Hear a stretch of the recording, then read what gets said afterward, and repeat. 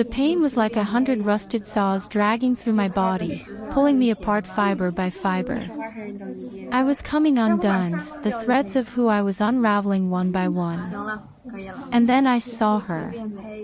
𝐃𝐄𝐒𝐒𝐑𝐈𝐏𝐓𝐈𝐎𝐍. She sat there in a dress the color of fresh cream, spotless and radiant, watching me suffer beneath the weight of strange men with the expression you might wear to an afternoon matinee, mildly entertained, waiting for the good part.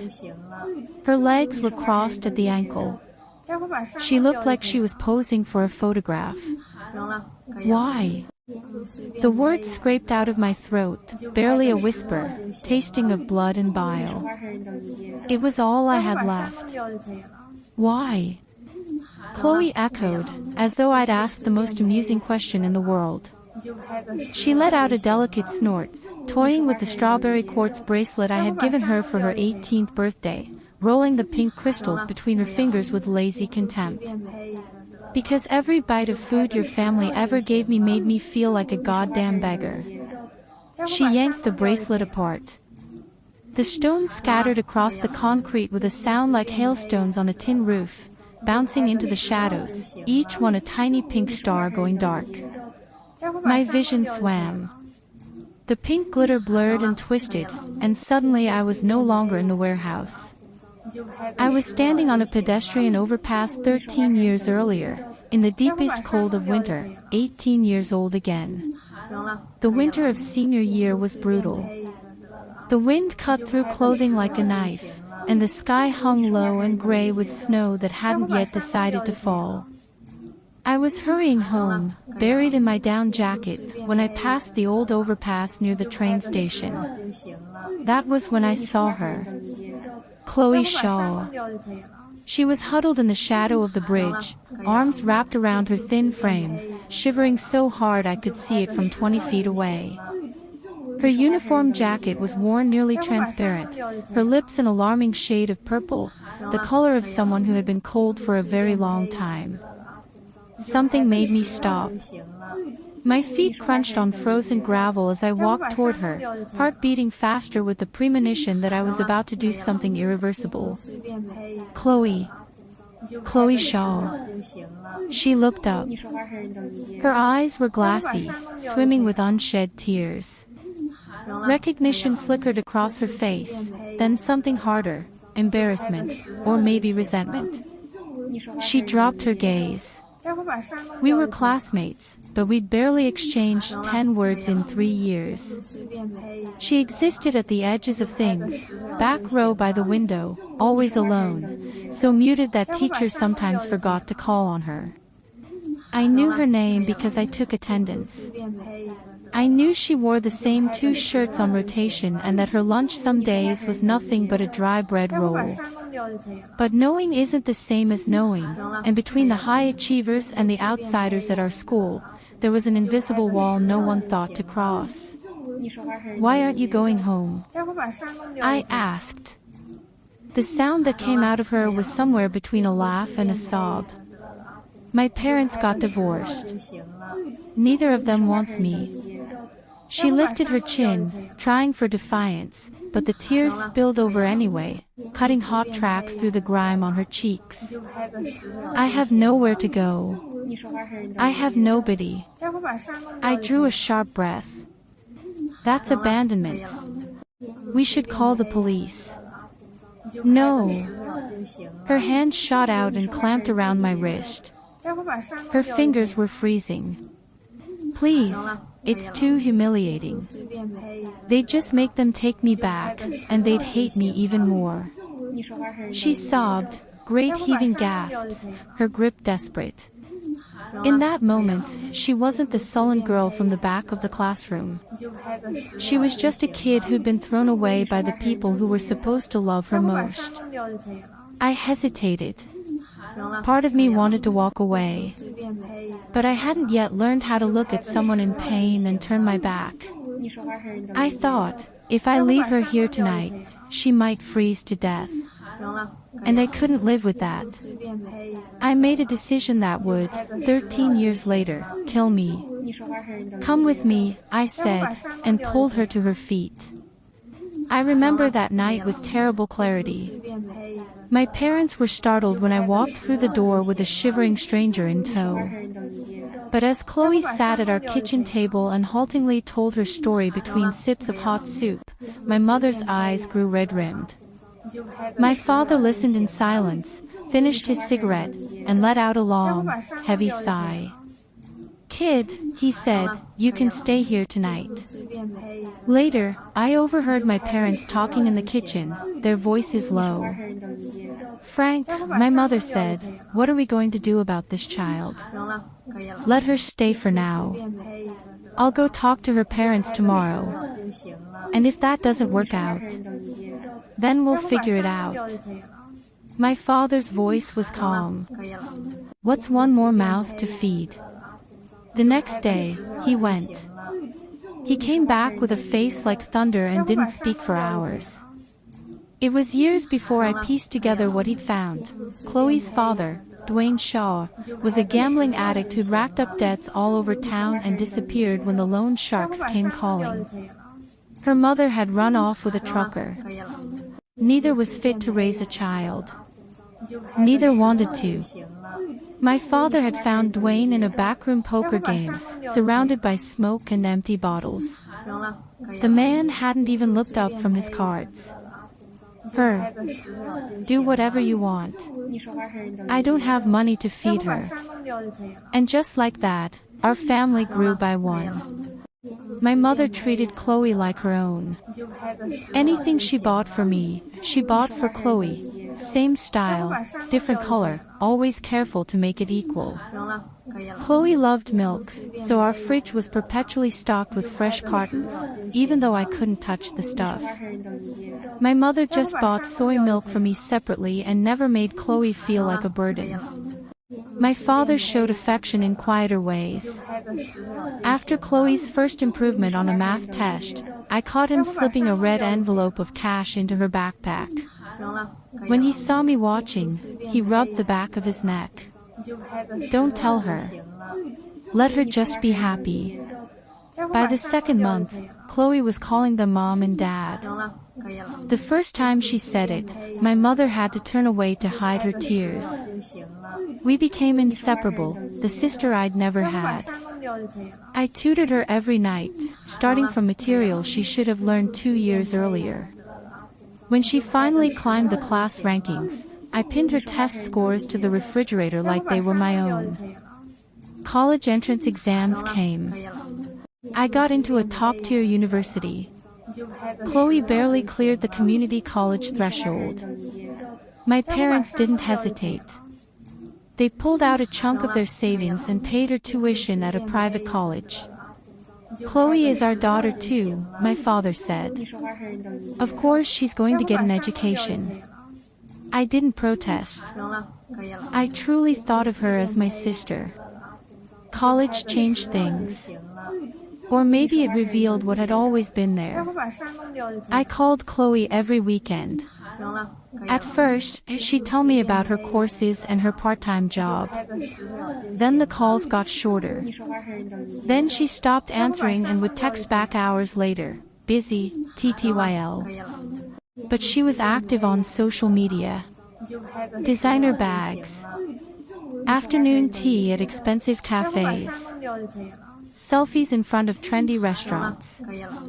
I asked where the money was coming from, and she said she was doing some modeling work. I didn't believe her, but I chose to. My parents sent her more money than they sent me. "You're here with us," my mother explained. "Chloe is all alone out there. We can't let people look down on her." A small part of me felt the sting, not about the money, but about the tectonic plate shifting deep beneath our family, making room for a fault line I couldn't yet see. For her 18th birthday, I saved up for 3 months and bought her a strawberry quartz bracelet from a luxury brand. I clasped it around her wrist myself. "My Chloe, may every day ahead be as sweet as strawberries." She hugged me and cried. I thought she was moved. Now I understand those tears differently. Every kindness had curdled inside her. Every mouthful of my parents' food, every penny of their money, every borrowed family. It was all poison to her, and she hated us for every drop. I met Ethan Sterling in my junior year. He approached me at an academic mixer, smooth and confident, his family money evident in the cut of his blazer and the watch on his wrist. He pursued me with relentless charm that feels flattering until you realize it's just a strategy. I fell for the idea of it, the handsome boyfriend, the romantic gestures. Ethan was good at creating that illusion. He remembered anniversaries and brought flowers and said all the right things. Only later did I understand, people who are too good at performing love are often just performing. I brought him home to meet the family. Chloe was there, wearing an outfit I'd bought her, calling Ethan brother-in-law with a smile so sweet it could rot teeth. My parents beamed. Wedding plans began to surface, tentative but serious. After graduation, I landed an offer from a Fortune 500 company. Chloe, on the other hand, couldn't find work. Her degree was unremarkable, her grades mediocre. She moved back home, listless and frustrated. We should let her manage the restaurant, my mother suggested. At least until she finds something better. My father agreed. She's family. So Chloe became the youngest manager our family restaurant had ever had. She took over purchasing, accounts, client relationships. We handed her the keys to everything we'd built. 2 years later, she destroyed us. That autumn, my father secured our bid to cater a major industry gala, the kind of event that could elevate a restaurant from local favorite to national name. He worked on the menu for weeks. My mother personally oversaw every preparation. Chloe was in charge of sourcing ingredients. She said she'd found a reliable supplier. My father trusted her completely. The gala was flawless. Crystal chandeliers, sparkling wine, exquisite dishes. My father stood in the corner of the ballroom, watching with quiet pride. Less than 2 hours after the last guest departed, the call started. Stomach cramps, nausea, vomiting. Over 100 people rushed to emergency rooms, CEOs, investors, people with the power to destroy us. By morning, our restaurant's name was splashed across every headline, paired with words like negligence and criminal. The lawsuits came in a tidal wave. My father emptied every account, mortgaged the house, borrowed from everyone he could. It wasn't enough. The debt collectors smashed the glass doors, splashed red paint across the walls, camped on the sidewalk shouting threats. My mother's hair turned white almost overnight. My father lost 30 pounds in a month. One gray morning, they left a note. *Emma, we're so sorry. With us gone, the debts die with us. They won't come after you anymore. Take care of your sister, *. Then they walked to the roof of our building, 21 stories up, and stepped off the edge together. When they found them, their hands were still clasped, fingers intertwined so tightly they couldn't be separated. My world collapsed. The house was foreclosed. My job offer was rescinded. The scandal had made me radioactive. No one would hire me. My phone stopped ringing. The people I had thought of as friends developed sudden, convenient amnesia. Through all of this, my parents' bodies lay in cold storage at the crematorium. I couldn't afford to have them cremated. I couldn't afford an urn, a burial plot, a memorial service. I sat on the crematorium steps and sobbed until my throat bled. Then I thought of Ethan. He had promised to protect me. He had money, connections. He would know what to do. I called him 100 times. No answer. I took a cab to his luxury apartment. The fingerprint scanner he'd registered months ago, for whenever you want to surprise me, beeped, and the lock clicked open. The living room lights were dimmed to a warm amber glow. The air was thick with the sweet, musky scent of recent sex. On the sectional sofa, two bodies scrambled apart. Ethan's face flashed through shock, panic, then settled into something cold and controlled. Chloe didn't bother with modesty. She draped a corner of the blanket over herself with lazy indifference and met my eyes. There was no shame, only a slow, satisfied smile. "You're here," she said, light and conversational. "Shouldn't you be planning your parents' funeral?" She tilted her head. "Oh, wait. I forgot. You're broke now, aren't you? How's a pauper supposed to afford coffins?" The words wouldn't come. I stood frozen as Chloe rose and walked toward me. Her toenails were painted deep crimson, the same shade my mother had come home wearing a month earlier, beaming about how Chloe had taken her 4 mother-daughter manicures. Chloe crouched in front of me. "Does it hurt? Losing everyone you love, all at once?" She pushed me. My head cracked against the marble floor, stars bursting across my vision. "Do you want to know a secret?" she whispered, her breath warm. "About why your restaurant's ingredients suddenly had problems?" The pieces slammed together. The supplier she'd recommended. The ingredients she'd sourced. We had given her everything, and she had used it to poison us. "Go to the old warehouse on the west side," she said. "There's a surprise waiting for you." I don't remember leaving. I don't remember the taxi.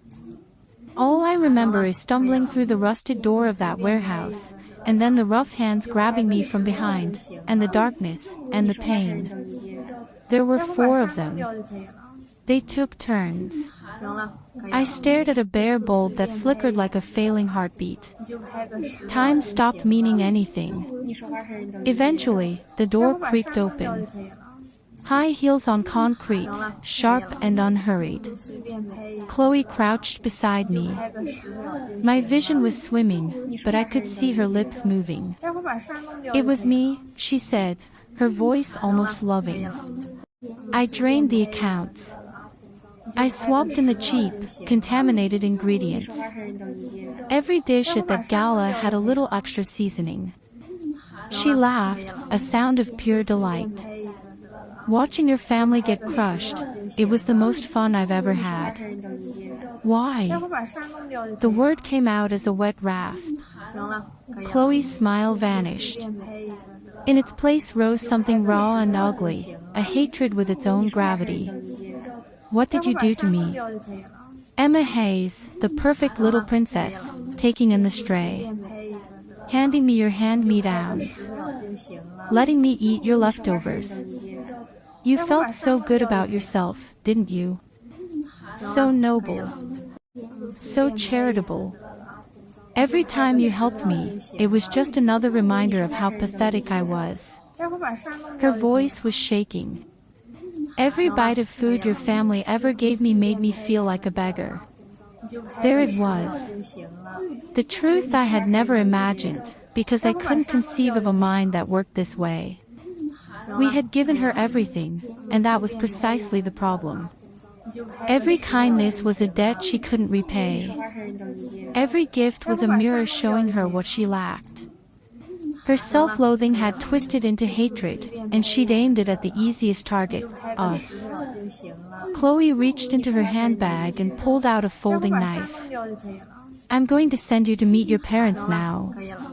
Don't worry. I'll take good care of your life. I'll live it better than you ever did." The knife slid into my chest. I felt the cold before the pain. Then the pain came, vast and absolute. The last thing I saw was Chloe's smile, beatific and tender, the smile of someone doing holy work.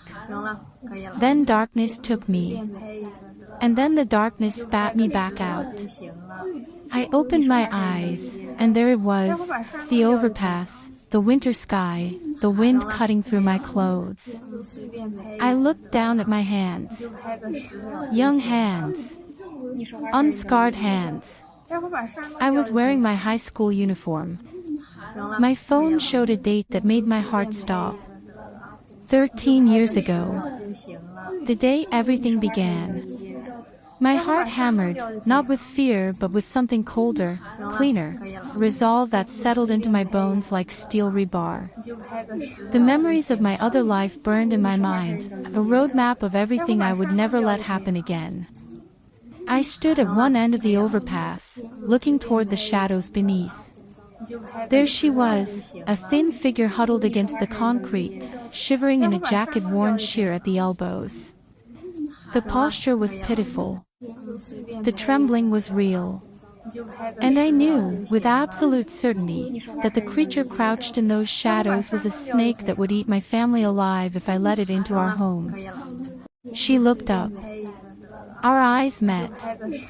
In them, I saw that same desperate, grasping hope, the look of a drowning person who has spotted a hand reaching down. She had no idea that this time, the hand would not reach. I turned away and walked on. I did not look back. I pushed open the door of our apartment, the old familiar door with the handwritten, blessings, character taped to the center, and warmth wrapped around me like a blanket. The air was thick with pork rib soup and the faint jasmine of my father's tea. My mother poked her head out of the kitchen, flour on her cheek.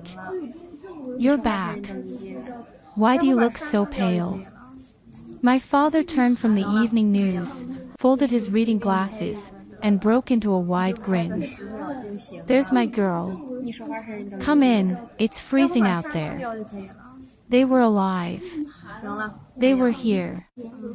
I had watched them fall from a rooftop, and now they were asking about my day, worried I might catch a cold. The relief hit me like a physical force. My knees nearly buckled, and then the tears came, wild, uncontrollable sobbing. My mother dropped her spatula and hurried over. "Emma. Baby, what's wrong?" My father's hand landed on my shoulder, solid and warm and alive, calloused from years of kitchen work. Hey. Tell your old man what's going on." I shook my head, unable to speak. How could I explain? After a long while, I managed to choke out an excuse about a practice exam. My mother's face softened. She wiped my tears with her thumb. "Oh, sweetheart. One exam doesn't matter. Go wash up. The soup is almost ready." That night, at dinner, I ate my mother's soup and memorized every detail, the way she tucked her hair behind her ear, the way my father drummed his fingers on the table.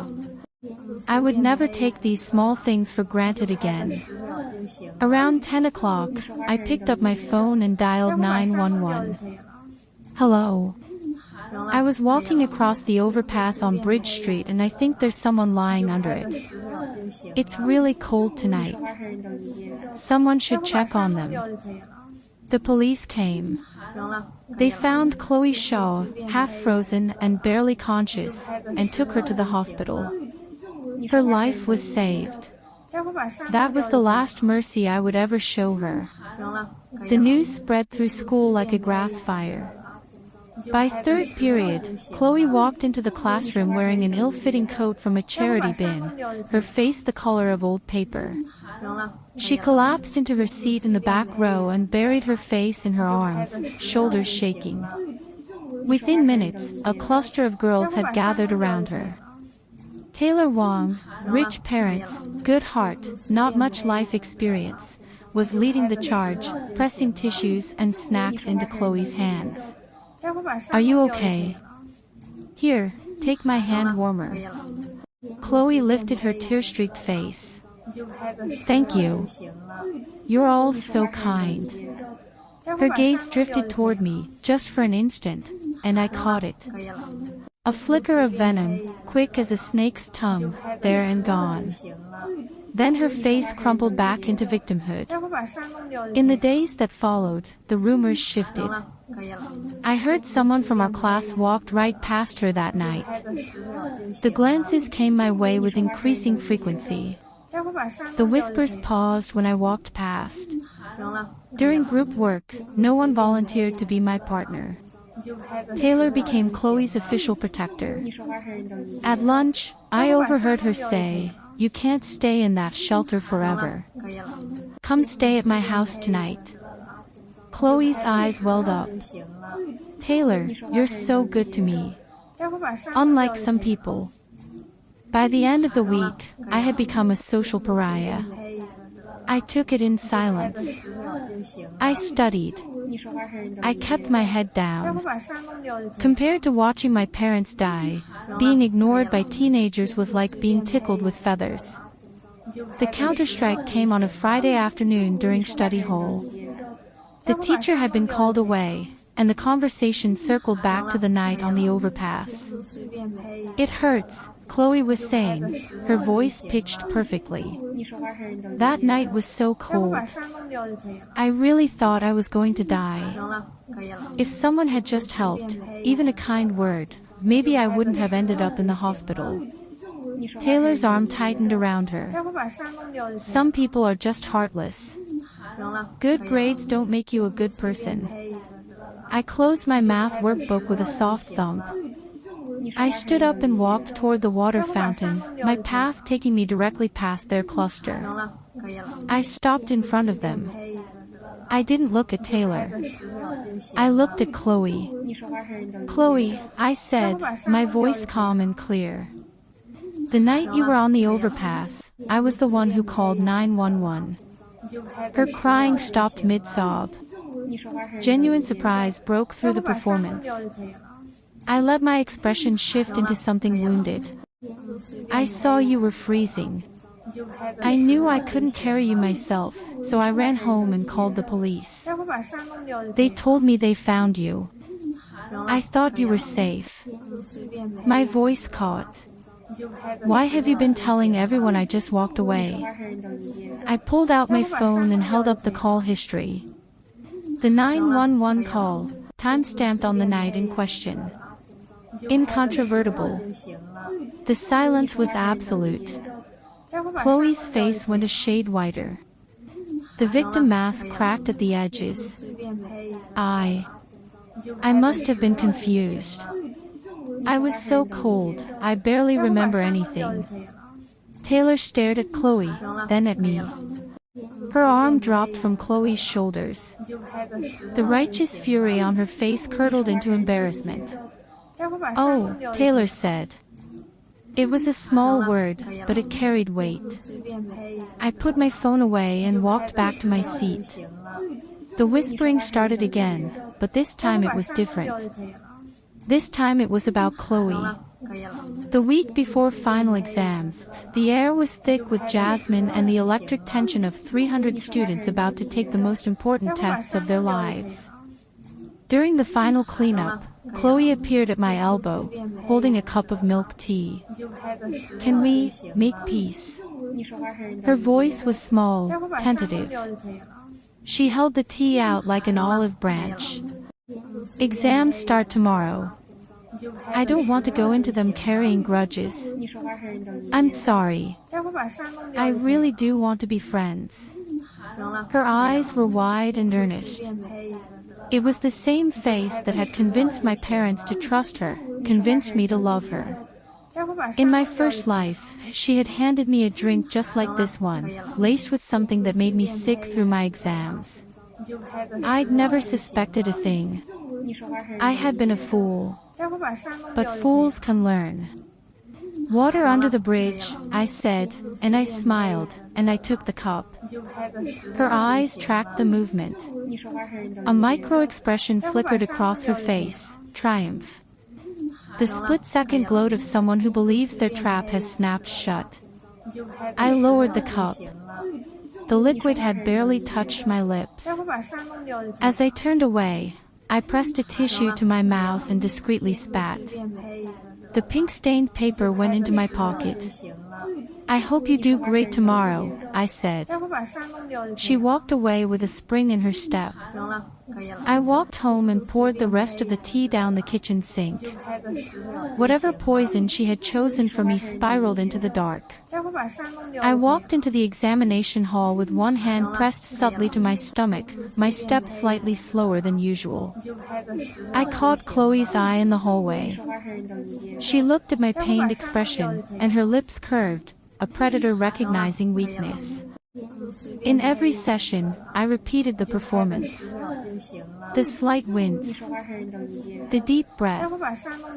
Meanwhile, my mind was clear as glass, every answer flowing with the ease of someone doing victory laps. Let her think she'd succeeded. If she knew the poison hadn't worked, she'd try something I might not see coming. The final bell rang. I walked out into the blazing July sunshine, my step firm, my color high and healthy. Chloe was waiting near the school gates. When she saw me, her expression was almost greedy. "Hey, genius," she called out. "How'd the exams go? Stomach feeling okay?" I stopped. I looked at her. "You drugged the tea." Her whole face lit up. She stepped closer, her voice dropping to a venomous whisper.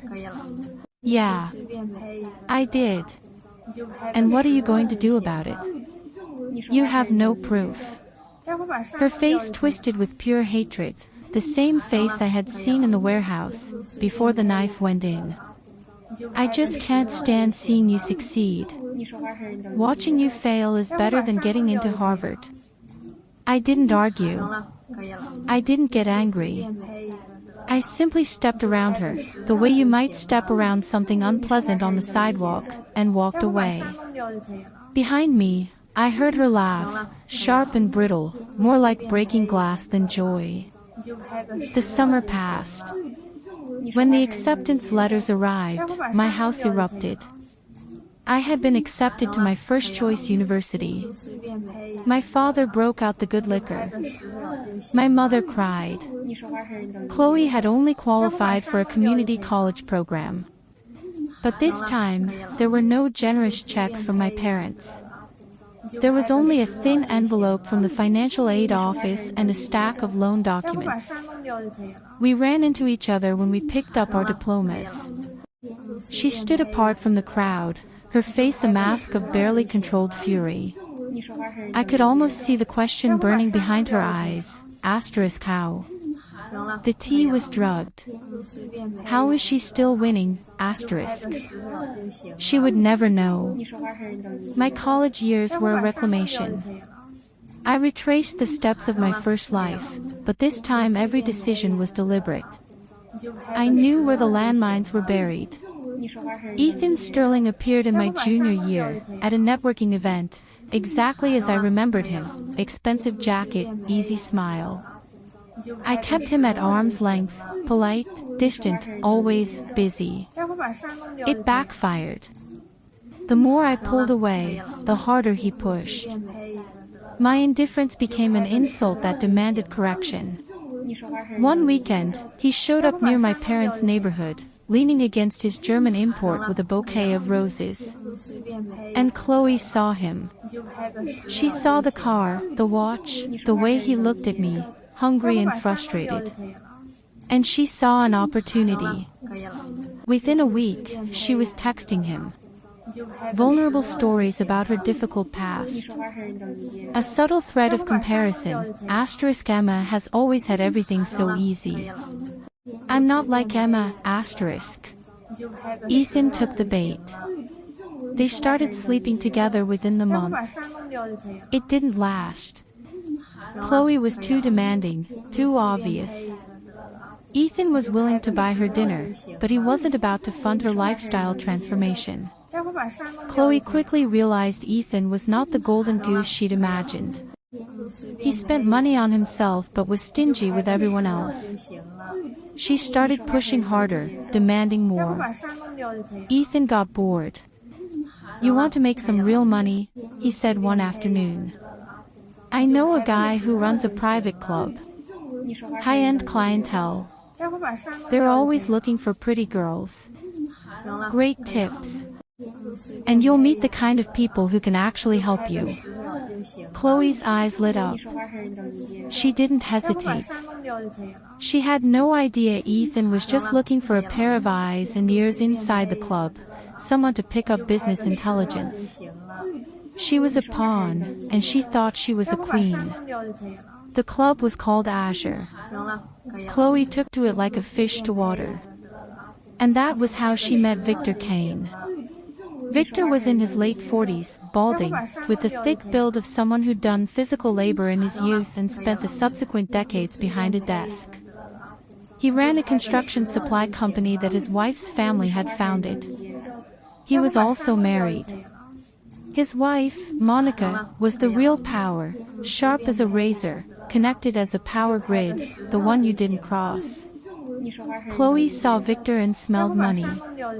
Victor saw Chloe and smelled youth. He started requesting her specifically, tipping extravagantly, buying her gifts. Chloe convinced herself she was on the verge of a breakthrough. Victor was going to leave his wife for her, set her up in a luxury apartment, introduce her to a world she'd only glimpsed through shop windows. She didn't realize she was a midlife crisis with a pulse. I knew about the Kanes from my first life. I filed the information away, a string to pull when the time was right. That day came sooner than I expected. The phone rang while I was in the university library. The caller ID said Ethan Sterling. The voice on the other end wasn't his. Is this Emma Hayes? Your friend Ethan is here at 𝐒𝐓𝐎𝐑𝐘 and he's had too much to drink. You're his emergency contact. Can you come pick him up? Emergency contact. I hadn't spoken to Ethan in months. And 𝐒𝐓𝐿, the same 𝐒𝐓𝐿 where Chloe worked. The coincidence was so heavy it creaked. I knew a trap when I saw one. Of course, I said sweetly. Just text me the exact room number. I hung up and got to work. I texted my parents and 3 close friends my location and a link to a live stream I was about to start. If it cuts out, call the police. I pinned a brooch to my lapel, a gift from my father with a hidden micro camera feeding directly to my streaming app. I opened the live stream, titled it *, picking up a drunk friend at a sketchy club, come with me. * and went live. I'm a little nervous, I said into the camera, so I'm bringing you all along for safety. The club was exactly as I remembered, unmarked door, dim lighting, air thick with expensive cologne. A hostess guided me through velvet-draped corridors to room 307. The door swung open. Ethan was sitting on a leather sofa, perfectly upright, perfectly sober. Next to him were several middle-aged men with the flat eyes of people who treat others as commodities. In the center sat Gerald Lawson, a CEO whose reputation for mistreating women was an open secret. And there, pouring champagne, was Chloe. She was wearing a tight silver dress, her makeup flawless. When she saw me, a slow, venomous smile spread across her face. Emma. Ethan stood, arms spread wide. Come, sit down. Have a drink. A waiter appeared with a glass of orange juice. Freshly squeezed. Your favorite. The live stream comments were exploding. *OMG, that's Ethan Sterling. He's clearly not drunk. Girl, get out of there, *. Ethan, I said, not moving from the doorway, you told me you were passed out drunk. You look pretty sober to me. My gaze drifted to Chloe. And Chloe. Fancy meeting you here. We're all friends here, Ethan said smoothly, pushing the juice toward me. Just one drink. I looked at the juice. I looked at the camera brooch. And I smiled. One drink. Then I'm leaving. I raised the glass and drank. The effect was almost immediate. Dizziness crashed over me. My limbs turned to lead. I slumped onto the sofa, clinging to consciousness by my fingernails. It worked. Ethan's voice, breathless. Mr. Lawson, she's all yours. Just like we agreed. A shadow fell over me. Gerald Lawson was standing there, his face flushed, his hands reaching down. The live stream was exploding. Asterisk were calling the police. We have the video. Help is coming, asterisk. The door crashed open. Police. Nobody move. The room erupted. I let my eyes close as uniformed officers swarmed in. Through my lashes, I saw Ethan's face drain of color. I saw Lawson stumble backward, bluster turning to panic. I saw Chloe press herself into a corner, her silver dress looking cheap and desperate under the harsh lights. Then my parents were there, pushing through the crowd. My mother pulled me into her arms. My father stood over us, his fists clenched. It's okay, baby, my mother whispered. We're here. The evidence was overwhelming. The lab tests confirmed sedatives in the juice. The live stream footage captured everything. The phone records showed the call that had lured me there. Ethan was charged with conspiracy, attempted sexual assault, and administering a controlled substance. He was sentenced to 6 years. His family's business collapsed under the weight of the publicity. Gerald Lawson was arrested. The video evidence was irrefutable. A dozen former employees came forward with their own stories. He would spend years in federal prison. And Chloe. She wept and played the victim. She had been tricked into working at Azure, she claimed. She had no idea what Ethan was planning. She came up with the idea. Ethan shouted during the confrontation. She told me to bring Emma here. But there was no recording, no paper trail. The police held her for 2 weeks, then released her. She walked out with her head high, thinking she had won. She didn't know the trap had already been sprung. Azure was shut down within days. Chloe lost her job, but she wasn't worried. She still had Victor. The alumni reunion was held at the grand ballroom of the Hotel Meridian. Crystal chandeliers, champagne fountains. I wore a simple black dress and spent the evening catching up with old classmates. Then the doors opened, and Chloe made her entrance. She was wearing a dress the color of overripe peaches, tight, short, studded with sequins. Gold jewelry dripped from her neck. She clung to Victor Kane's arm like a life raft. Old classmates, she trilled. This is Victor, my boyfriend. He's in construction. We're looking at apartments downtown. He's going to buy me one, with my name on the deed. The gathered alumni exchanged glances. The woman beside me murmured, "Is she seriously bragging about being a mistress?" Chloe circulated through the room, making sure everyone saw the ring she wasn't wearing but implied was coming. When she reached me, she stopped. Well, the honor student. Still single. Still grinding away at that career. She raised her voice. You always thought you were better than me. But look at us now. I'm about to have everything you've ever wanted, and you're still just you. I glanced at my phone. 8:47. Almost time. There's more to life than money, Chloe, I said quietly. Spoken like someone who doesn't have any, she shot back. The ballroom doors slammed open. Monica Kane stood in the doorway, wearing a cream Chanel suit and an expression that could have stripped paint from the walls. 2 men in dark suits flanked her. Her gaze swept the room with cold precision, found Victor, found Chloe, and advanced. The crowd parted before her. In one fluid motion, her arms swung and cracked across Chloe's face with a slap that echoed off the chandeliers. "You cheap, pathetic whore," Monica said, her voice almost conversational. "Did you really think you could steal from me and get away with it?" "Monica, baby, let me explain," Victor started, his face draining to the color of old cheese. One of the men in suits stepped between them. Monica ignored her husband. $370,000, she said to Chloe. "That's what you've cost me. Money I earned. Money I built." She pulled a thick envelope from her handbag and hurled it at Chloe. Photographs exploded across the floor.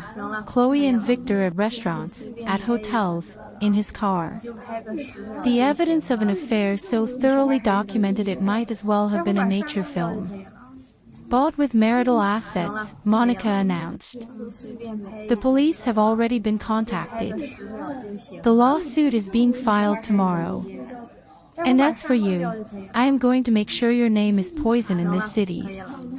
You won't be able to get a job scrubbing toilets by the time I'm done." She straightened her jacket and turned to leave. At the doorway, she paused and looked back at Victor. "Victor, we're done. The company is in my name. The house is in my name. The accounts are in my name.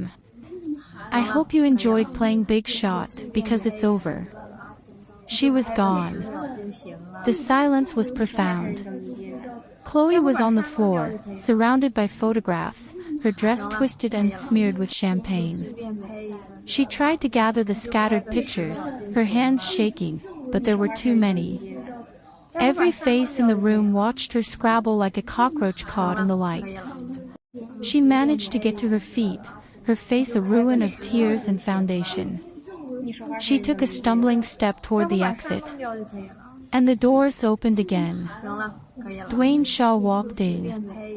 Gaunt, unshaven, with the sallow complexion of chronic liver strain. His clothes were cheap and dirty. He smelled of stale alcohol and unwashed skin. "Chloe, baby girl." His wrecked rasp carried across the ballroom. "Daddy's here. I heard you've been doing real well for yourself." Chloe's face went gray. "No. Get away from me." Dwayne's expression flipped from faux warmth to genuine anger. "Don't you get away me, you ungrateful brat. I raised you. And now you're too good for your own father." He lunged and grabbed her arm. Chloe screamed. "Let go of me. You're not my father." The slap came hard and fast. Dwayne's face twisted with fury. "You were always a lying little bitch. Thought you could run away and be someone else. But I know what you are. You're trash, same as me." He turned to the stunned audience, spreading his arms. "You folks want to know the truth about this one. She's a thief and a liar since she was old enough to talk. She stole from her own mother's purse. And now she's too good for her old man. You left me." Chloe's voice cracked. "You left me on the street to freeze." "Should have let you," Dwayne muttered. "Would have saved me a lot of trouble." The room had gone completely silent. This had crossed from spectacle to something darker, something almost indecent to witness. Chloe stood in the center of the ballroom, her dress ruined, her face bruised, her father's hand clamped around her arm. Every mask she had ever worn had been ripped away. What was left was the truth she had been running from her whole life. She was the daughter of a man who had never loved her, and no amount of stolen money could change that. I watched from my table, my hands folded in my lap, my face calm. I thought about my parents falling from a rooftop. I thought about the warehouse, the knife sliding between my ribs. I thought about the strawberry quartz bracelet scattering across a concrete floor. And I felt nothing. The anger had burned itself out. What remained was clarity.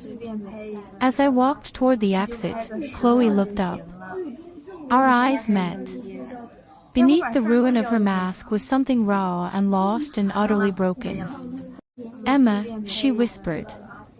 I walked past her and out into the cold December night. The air was sharp and clean. My phone buzzed. A text from my mother, *, how's the reunion? Save room for dessert, I made your favorite, *. I typed back, *, it was fine. On my way home. Love you, *. Monica Kane kept her promises. Everyone. Within weeks, Chloe was buried under legal actions. The civil suit demanded restitution for every dollar Victor had spent on her.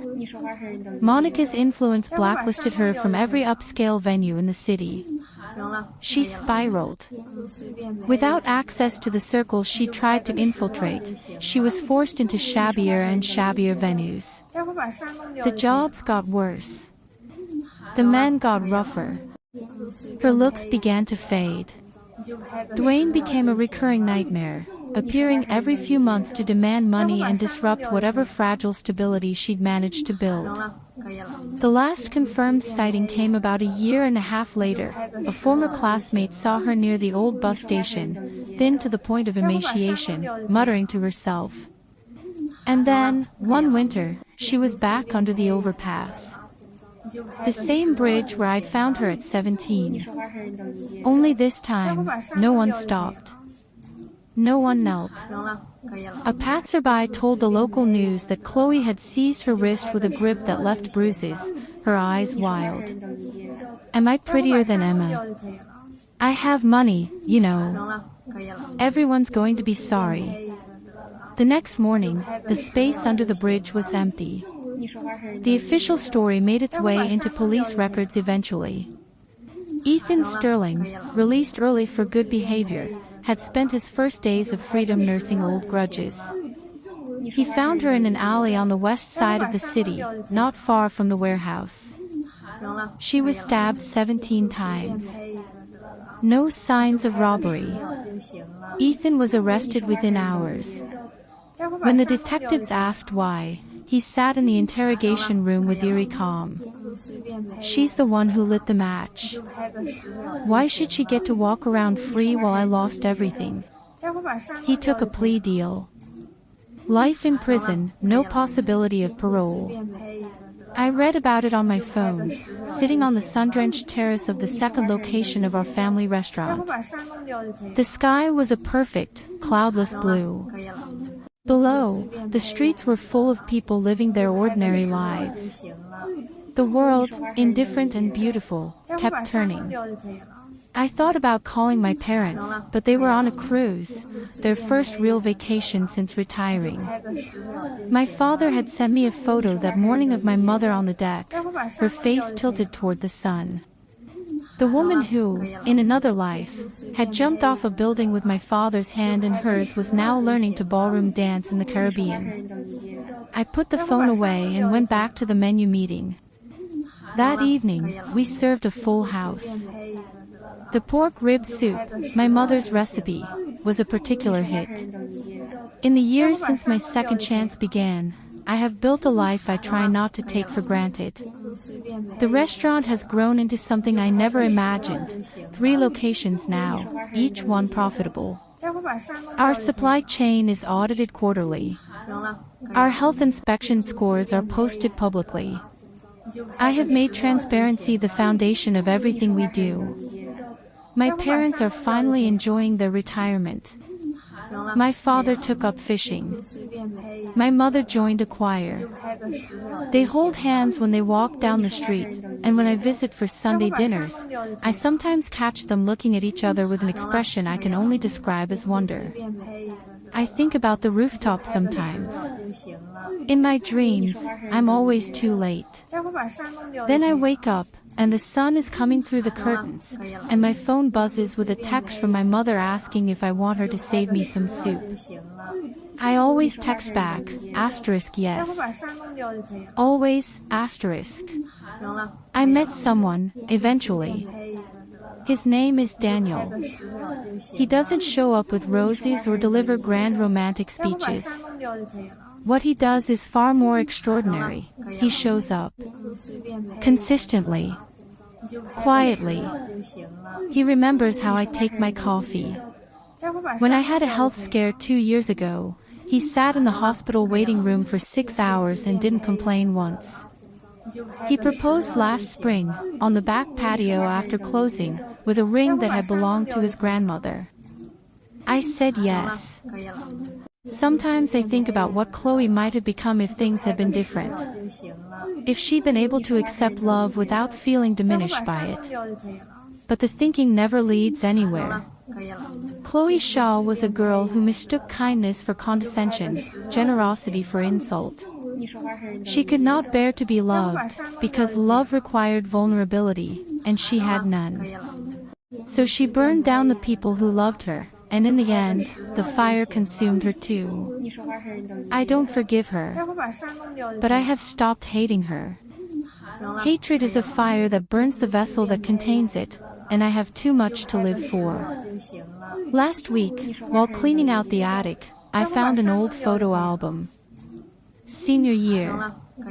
I flipped through the pages, prom photos, graduation candidates, and there, in the back row of the homeroom picture, was a girl with dark hair and a too thin face, half turned away from the camera as if she was already trying to disappear.